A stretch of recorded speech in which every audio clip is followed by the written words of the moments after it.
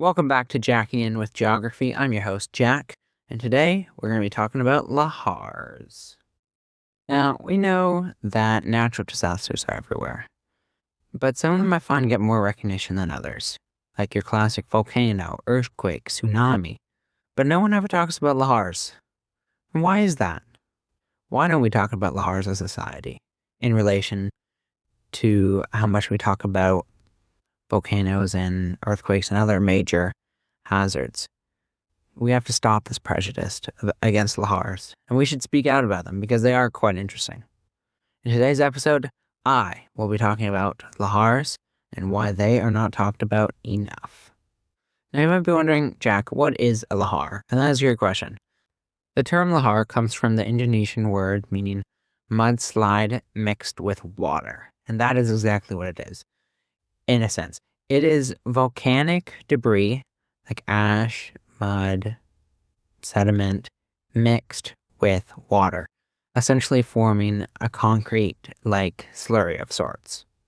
When I first heard about Lahars, I was instantly intrigued about them because just the thought of that and picturing that in my mind was so intense almost, and that it was almost hard to wrap myself around that. Because you have like your floods, and that's just water, and water by itself is terrifying.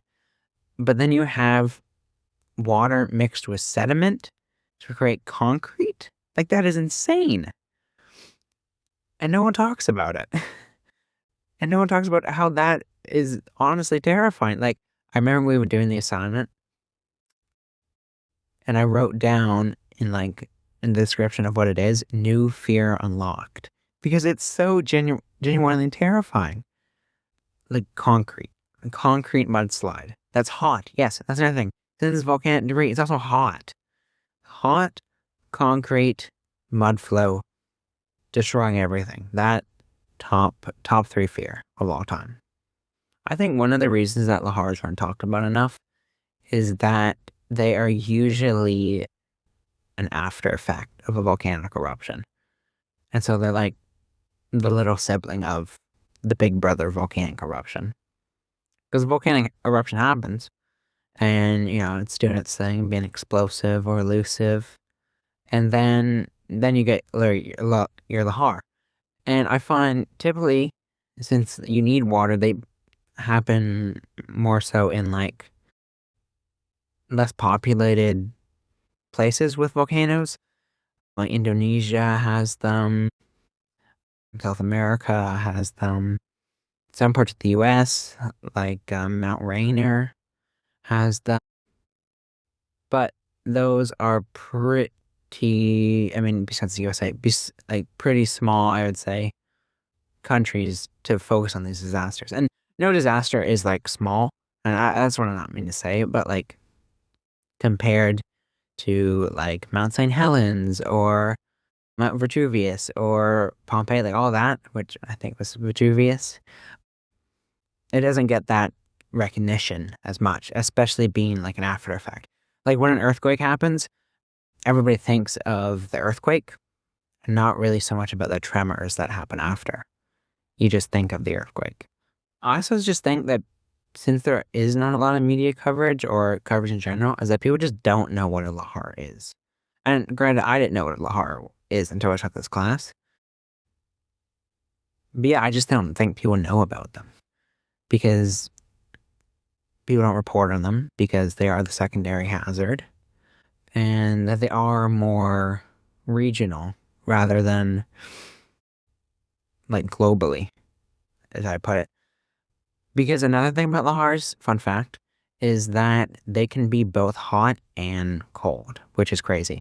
Because since they need water to form, usually what's happening when they're cold is that it's a glacial volcano. So it has that's not a thing, but a volcano with glaciers around it and on top of it, is that when it explodes, the explosion happens, that the glacier melts and turns into a lahar because, water, ice is just solid water.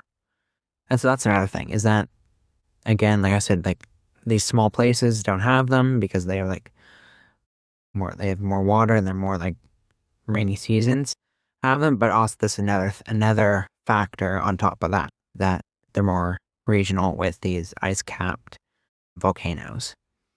And that people just don't really know about them as much. And I think we should be more aware, especially because since they are so regionally based, that the people in those regions should know about them because they are so dangerous. Like Toronto, I mean, we don't really have a ton. We're in the middle of a tectonic plate. We're not really in any earthquakes. We don't have big mountains. We're not connected to like a big body of water like we have Lake Ontario, but that's not like an ocean. So we're not going to get tsunamis. But like if there was one thing, but like there's cold. It's always going to be cold here in Toronto. But we know about the cold. And if we didn't know about the cold and we like avoided it or was not educated about this, then it would be bad because we wouldn't know about it. And I think that's what more people have to do is know about the Lahar if they are in an affected area, like Washington State, Indonesia, South America, stuff like that. Because I wouldn't want to like live in a place and not know that there is a potential geological hazard going on. Especially one as great as Lahar, because Lahar is like, again, terrifying. Terrifying. A concrete mudslide. That's what it is. I just come back to just the idea of that is just terrifying. Like, chilling at home, and you live in Washington State, and you're Mount Rainier, and it explodes. Eruption happens. And then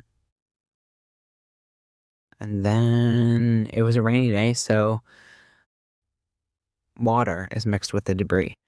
And it turns to Lahar, and now the rivers are backed up, so now you got flooding. Gotta factor that in. And then it blocks off your drainage, so now it is raining, and now it can't be drained, so that causes both types of flooding are now happening.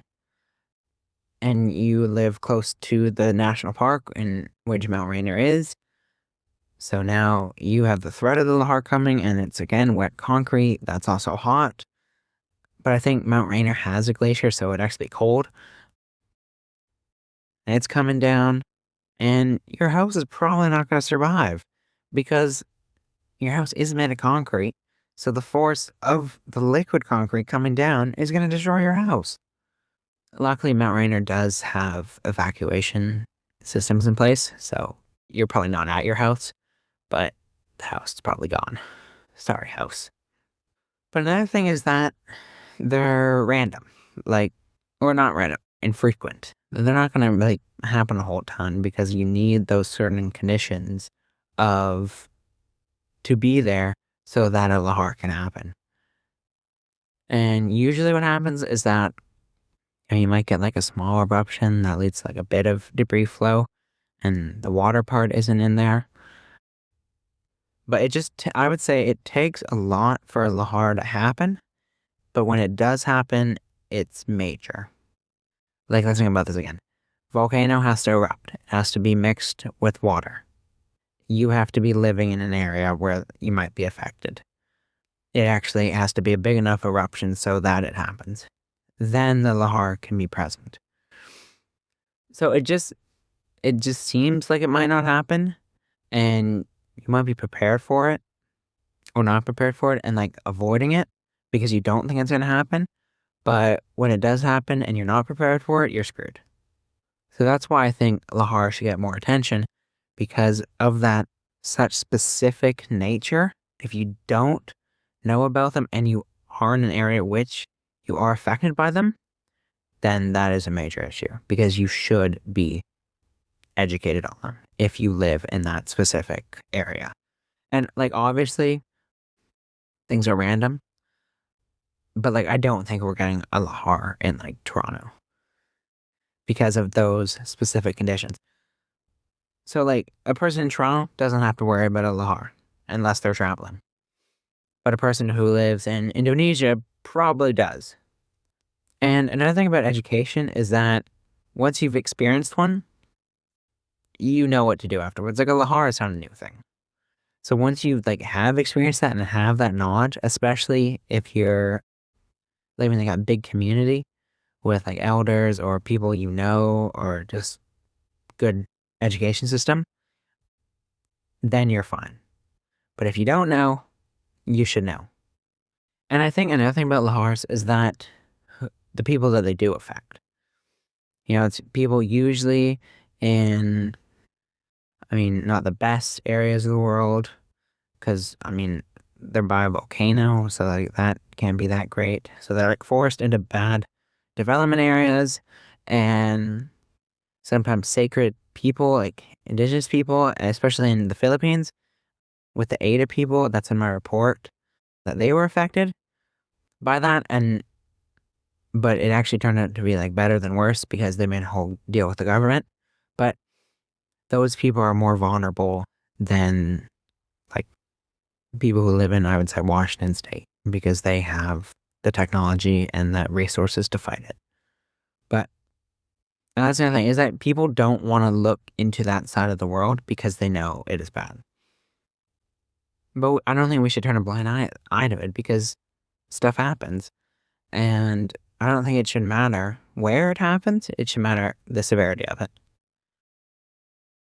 Overall, I would say that Lahars are a pretty big deal, but they're a pretty big deal that's rare. And most, I would say, hazards are rare, especially in the area, but they, I would say, are more rare, rarer than most things. Because, back to reiterate, they have to be with a volcano, with water, in that area, and you have to be affected in that area. And not everybody has that. And I think that's why they don't get a lot of coverage.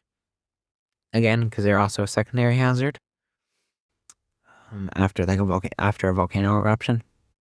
But they are genuinely terrifying. Just straight terrifying. Now, they should make a horror movie about it. Lake Placid. That was a good movie. But they should make a horror movie about Lahars.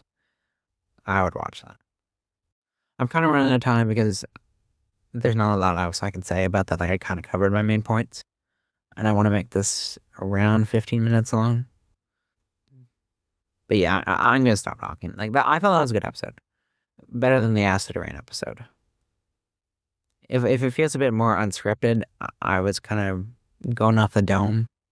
I just did a big report on Lahars, so I'm kind of an expert. But anyways, that was another episode of Jacking In with Geography.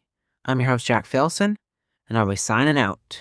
See you on the flip for episode 3. Hopefully it'll be better than this one, but this one was pretty good.